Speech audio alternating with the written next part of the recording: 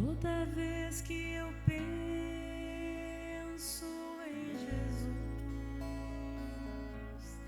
meu coração se acende no meu peito. Toda vez que eu sinto essa luz iluminando a minha mente, meu corpo, pareço flutuar. Quando penso em Jesus, eu sinto paz. Quando penso em Jesus, minha alma se perfuma numa doce vibração.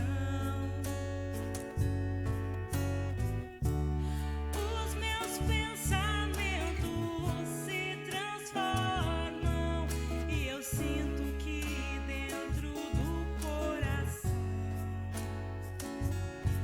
vai surgindo, vai crescendo um sentimento diferente e puro, me enchendo, me elevando, transcendendo todas as fronteiras. Olá, sejam todos muito bem-vindos a mais um vídeo da série sobre as personalidades do cristianismo e do espiritismo. E para o encontro de hoje, temos como convidados a diretora do AFA da Vinha de Luz de Cachoeirinha e o presidente da Clara de Assis, também de Cachoeirinha. Vânia e Jauri, a palavra é de vocês. Olá,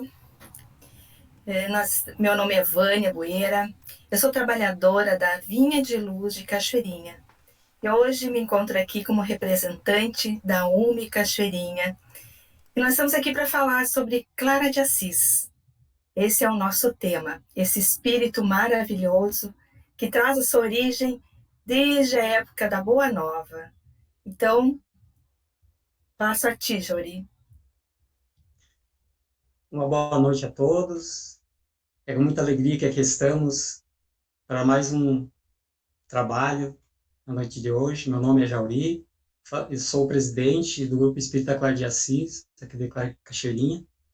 E vamos, então, com mais uma personalidade, né, que é a Clara de Assis.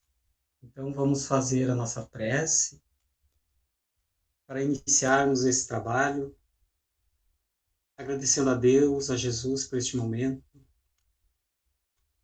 que traz para nós com alegria, para que possamos assim nos aprofundarmos com os conhecimentos que nos trazem através dos nossos irmãos, nossos amigos espirituais, que nos alimentam de esperança, de fé e oportunidades. Então, Senhor, agradecidos por tudo, então damos início a esse trabalho na noite de hoje. Que assim seja. Bom, então nós vamos começar falando de Clara de Assis, né? Clara de Assis, ao que tudo indica, apesar de muitas divergências nas fontes, que ela nasceu no ano de 1192, filha de Hortolanda e Favarone. Nasceu de uma família nobre e abastada dos Ofreduti e viveu reencarnada até 1253. Narram as tradições que a sua mãe ela era uma mulher assim, de muita fé, de um espírito piedoso, o que fará com que Clara, sobre essa influência, desenvolva uma grande compaixão. E desde muito pequena, ela gosta de ajudar os pobres, abstendo-se muitas vezes do seu próprio alimento para dá-los aos famintos.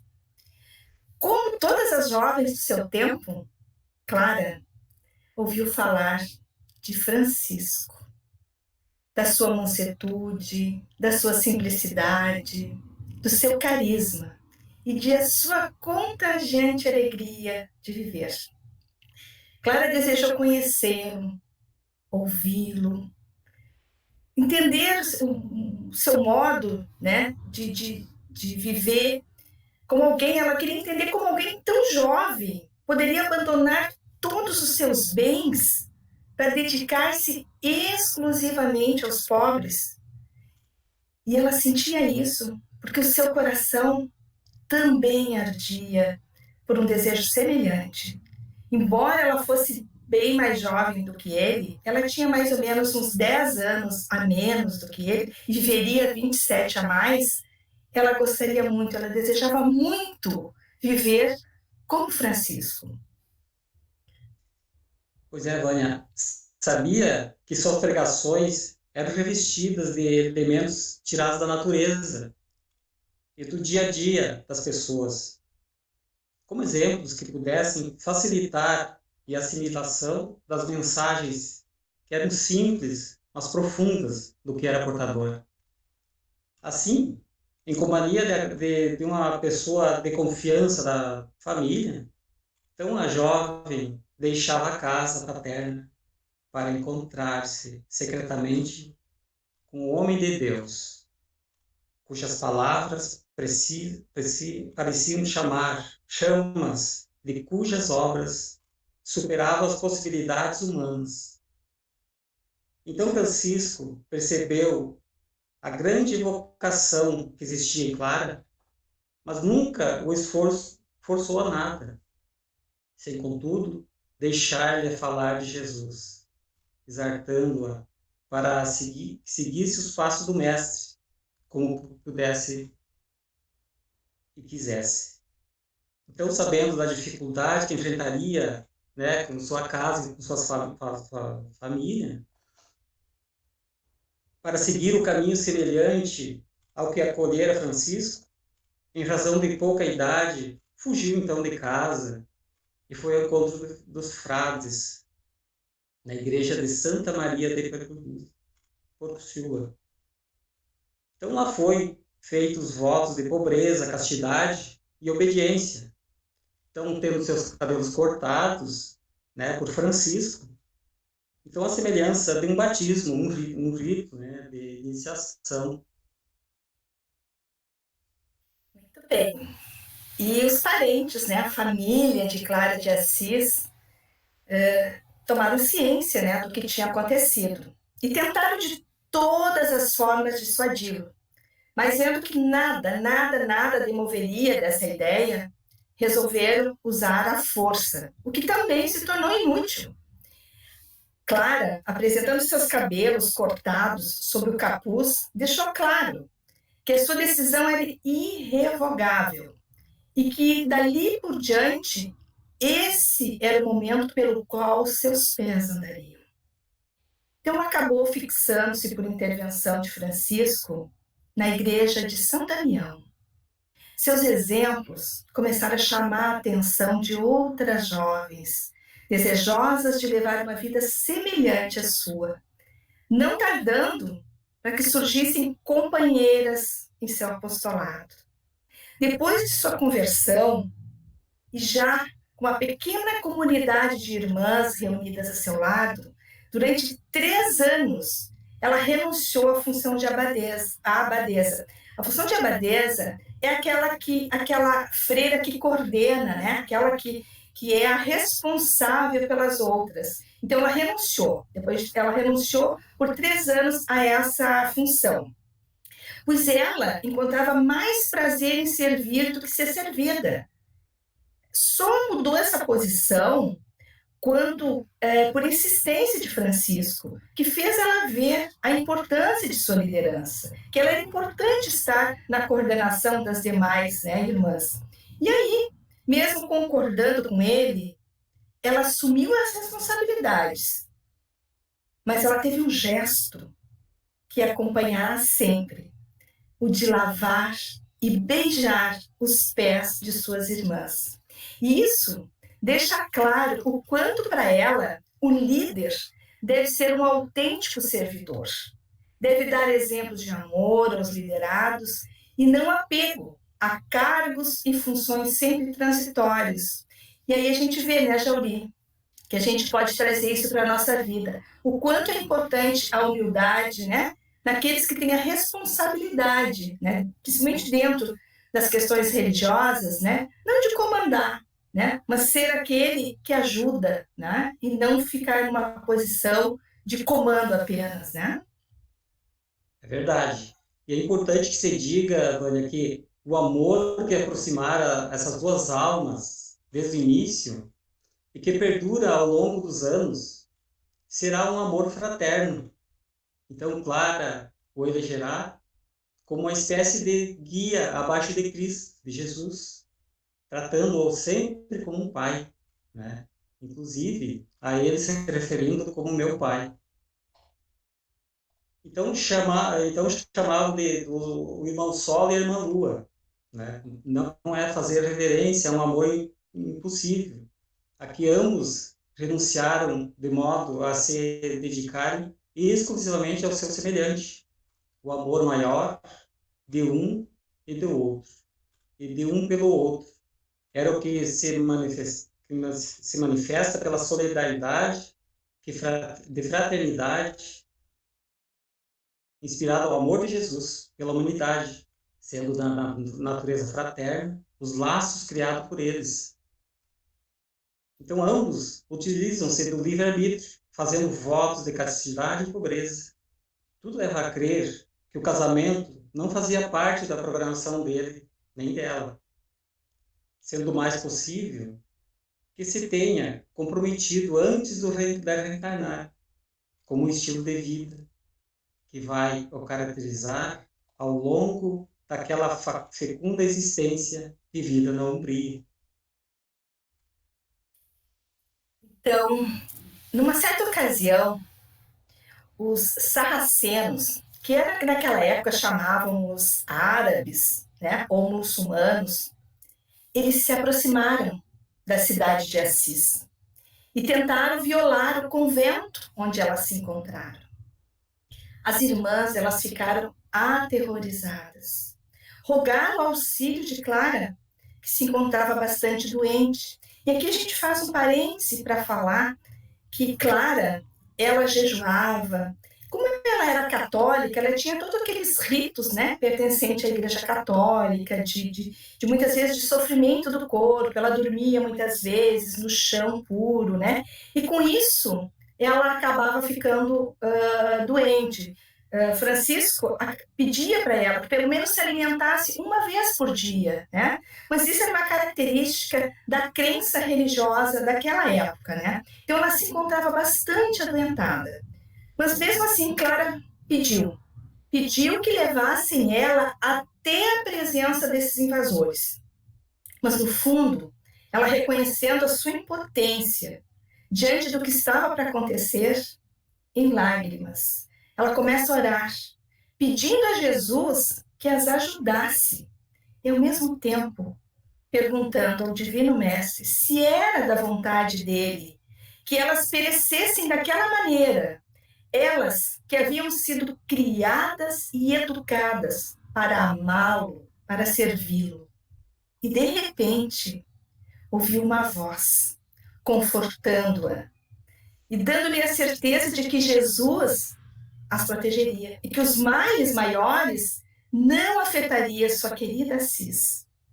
Narra o Tomás de Celeno em sua biografia, que é a pessoa que fez a biografia de Clara de Assis, que rapidamente, depois dessa prece, dessa conversa, né, de Clara de Assis com o Mestre Jesus, rapidamente os sarracenos abandonaram os muros que haviam escalado para a invasão, tocados por uma energia completamente diferente. Mas Clara, humildemente dirigindo-se às suas irmãs, pede que não contem a ninguém sobre o ocorrido. Nós também temos, assim, foram levantadas na sua biografia, que Clara, foram atribuídas muitas curas a Clara, tanto quando ela estava encarnada, né, quanto depois desencarnada.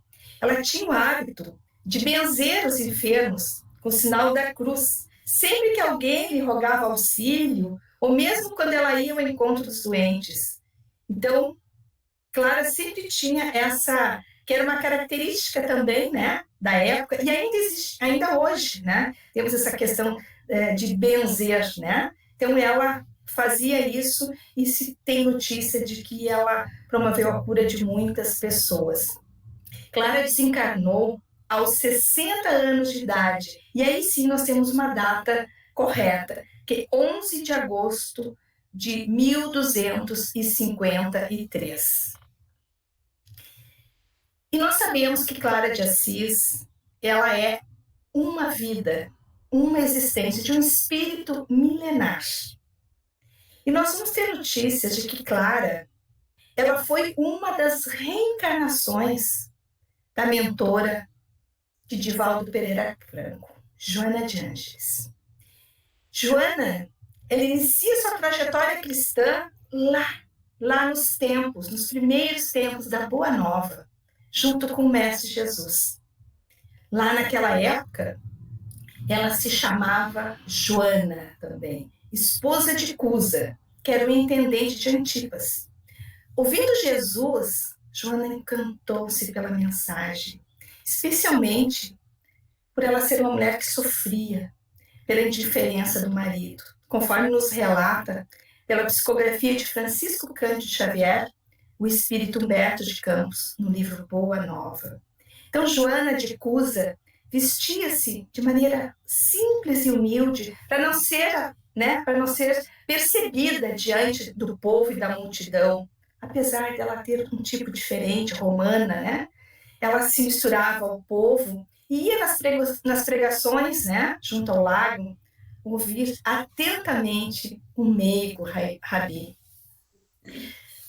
O seu marido, ele tinha uma vida de vícios graves e de desrespeito ao santuário doméstico. Saturada da situação e desejando libertar, Joana buscou Jesus, que lhe falou da necessidade de ser fiel ao marido, a quem, em uma existência anterior, na própria Roma, havia prejudicado.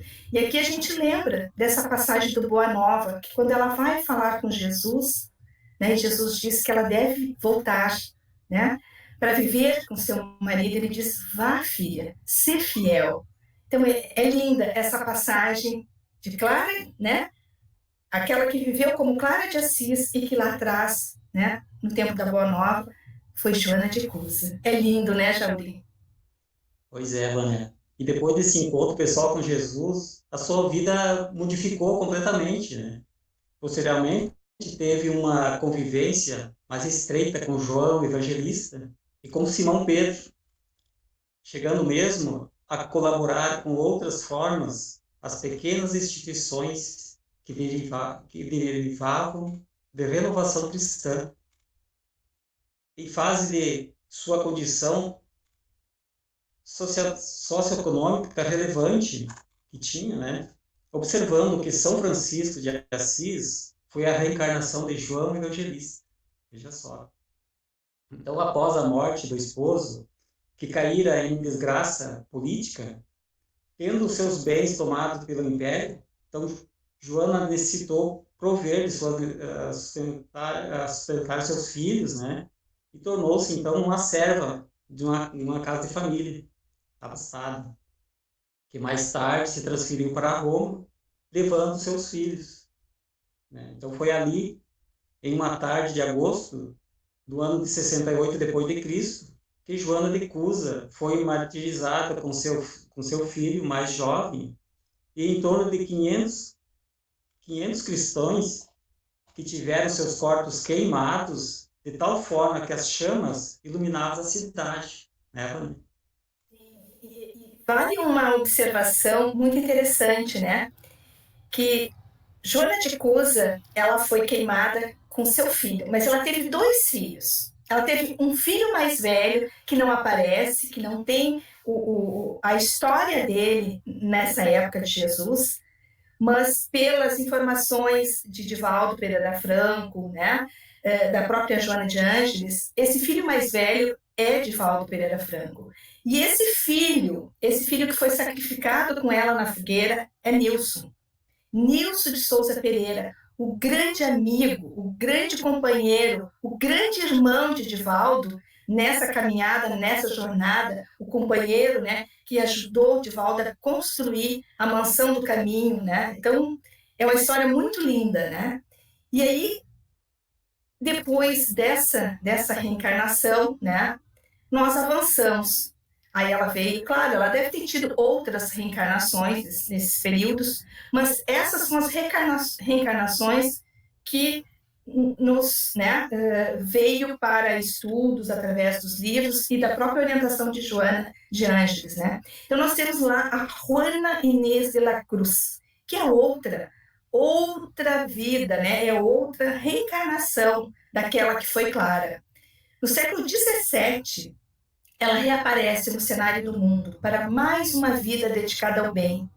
Renasce em 1651 em uma cidadezinha a 81 quilômetros da capital do México, São Miguel de Planta, e recebe o nome de Juana de Asbarre e Ramírez de Santillana. Então, aos 3 anos de idade, Juana aprende a ler. Aos 5, faz versos. Aos 13, está na corte mexicana, tão pomposa quanto a corte europeia. E ali, ela mostra os seus dotes literários, escrevendo poemas de amor, ensaios e peças teatrais, que até hoje são citados e representados em programas de rádio e TV. Com sua sede de saber, como se fosse, de saber assim, fosse a mais forte forma de brilhar na corte, ela ingressou no convento das Carmelitas Descalças e mais tarde ela transferiu-se para a Ordem de São Jerônimo da Conceição, tomando aí o nome de Sor Juana Inês de la Cruz. Então ficou conhecida, né, como a monja da biblioteca, intercambiando conhecimento, experiência, intelectuais europeus do Novo Mundo.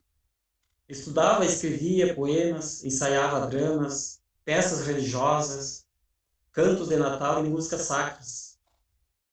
Criou fama com pinturas minúsculas.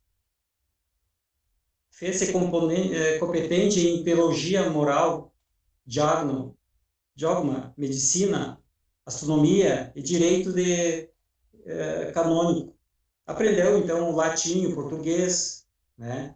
E, então, Joana Inês de la Cruz morreu, né, em 1695, aos 44 anos de idade, durante uma epidemia de peste na região, após socorrer durante dias inteiros as suas irmãs religiosas enfermas. Mais uma linda existência, né? Desse espírito que tem todo esse envolvimento, né, com o Divaldo e com o Nilson. E aí eles vêm nos trazer que ela teve mais uma encarnação. Aí aqui no Brasil, na Bahia, Joana Angélica. 66 anos após, né, ela reencarna na Bahia como Joana Angélica. E ingressando no convento da Lapa como franciscana, né, atestando seu amor de ternura infinita por aquele que é o irmão da natureza, tomou o nome de Sor Joana Angélica de Jesus. Ela foi conselheira, que na calada da noite ela deixava a sua cela, deixava os seus aposentos, ia lá conversar, aliviar as dores dos corações sofridos de muitas mulheres que simplesmente elas eram trancadas no convento por decisão familiar, que isso era muito comum à época, né? Quando as famílias não estavam contentes com alguma situação, eles muitas vezes deixavam as filhas nos conventos. Então eram meninas sofridas. Então ela ia lá de noite conversar com elas, levar amor, né? Porque aquelas almas elas traziam tormentas, traziam dificuldade, e ela ia lá levar esse alento e esse carinho. E em 1815 tornou tornou-se abadesa do convento. E no dia 20 de fevereiro de 1822, ela morreu defendendo corajosamente o convento, a Casa de Cristo, assim como a honra das jovens que ali moravam, sendo assassinada por soldados que lutavam contra a independência do Brasil. Tinha 61 anos de idade. Nessa história, digamos assim, na biografia desse espírito, conta-se que ela, quando esses soldados vieram atacar o convento, ela mandou as outras irmãs saírem pela porta de trás e ela abriu os seus braços na porta para impedir que eles entrassem, para que ela pudesse proteger as outras irmãs. E aí ela foi, né, assassinada nessa revolução, nessa guerra, essa querida irmã. Então, no dia 5 de dezembro de 1945, nós temos mais uma vez, depois dessa passagem, né, nós temos 123 anos depois, esse espírito, novamente, aí se manifestando junto ao nosso Divaldo, como um espírito amigo. Ele começa a orientar, começa a inspirar e a manifestar-se mediunicamente através de Divaldo Pereira Franco. Em 1949, iniciou seu trabalho de ensaio psicográfico junto ao médium. Várias de suas mensagens figuravam nas páginas da revista Reformador, da Federação Espírita Brasileira, em 1956. Todas assinadas por um espírito amigo. Nesse momento, ela não se intitulava ainda como Joana de Ângeles. Então, neste mesmo ano, ela se revelaria como Joana e passaria a assinar como Joana de Ângeles, brindando-nos com sua primeira obra psicografada, em 1964, que foi Mês de Amor. Depois dessa, sua produção tem sido incessante. Então, por sua iniciativa, criou-se na Bahia uma cópia imperfeita da comunidade, onde ela estaria no plano espiritual, sendo origem a Mansão do Caminho, iniciada em 1947. Então, Joana de Ângeles diz a Divaldo que reserva invariavelmente o domingo para visitar Francisco de Assis na esfera superior em que se encontra. E a gente vê que passaram-se todos esses anos, todo esse tempo, e Clara de Assis e Francisco de Assis ainda mantêm essa relação e esse amor fraterno entre eles. E Divaldo, ele diz que quando ele tem alguma atividade no domingo, né, alguma atividade mais significante, é como se abrisse um canal entre ele e Joana. E do lugar onde ela se encontra, ela supervisiona e designa amigos espirituais para substituí-la. Porque esse é o dia que ela se abastece de energia. Ela desintoxicando-se, né, de todos os fluidos deletérios. Porque ele nos diz que essa aproximação de nossos guias, né, ao defender-nos, proteger-nos, eles quase humanizam-se. E aí eles precisam, vez por outra, respirar novos ares e ter encontros assim benfazejos, a fim de prosseguirem com a sua tarefa. Então, Joana de Ângeles, que foi Joana de Cusa, Joana Angélica, Joana de la Cruz, né? Clara de Assis, ela vai aos domingos se revigorar junto à presença de Francisco de Assis, que foi o nosso João Evangelista. Essa história, né, remonta séculos e séculos a história desses dois espíritos, porque falar de Clara de Assis não tem como não falar de Francisco de Assis. E o Divaldo, ele nos diz que Joana, ela voltará em breve, reencarnada como médium. Fará parte da geração nova descrita por Kardec, trazendo inteligência precoce e propensão para as crenças espiritualistas. Seguirá fiel a Jesus, os seus testemunhos de amor e coragem. E a gente vê esse espírito, né? Esse espírito que acompanha Jesus desde a Boa Nova, uma trajetória linda e maravilhosa. Então é muito emocionante. Falar de Clara é falar de tudo isso, não só dessa existência dela, mas de todas as outras, que é um amontoado de vidas dedicadas ao Mestre Jesus. Lindo tudo isso, né, Jauri? É inspirador para a gente, né? É verdade, Vânia. E falar de Clara, então, é que nem tu falaste, né? É falar de uma personalidade incrível, né? Do cristianismo, né? E espírita, né? Que nós nos estamos todos os dias, né? Nos aperfeiçoando para que nós possamos chegar um pouquinho, né? Ter um conhecimento para levar aqueles irmãos, né? Que também que necessitam, né? Assim como ela fez muito pelos aqueles irmãos necessitados, né? Então, eu agradeço pela oportunidade e desejo a todos muita paz, muita luz, né? E que Jesus e Maria nos ampare sempre, com o amparo de todos, a equipe espiritual que nos acompanha sempre. Obrigado. Foi um prazer, assim, fazer esse trabalho, foi um prazer ver, vivenciar essas vidas, né, desse espírito maravilhoso, que o espiritismo, né, é o cristianismo redivivo, é o cristianismo na sua origem. Então, somos muito agradecidos. Então, nós vamos encerrar, fazer a nossa prece com o nosso coração, assim, muito emocionado por esses momentos.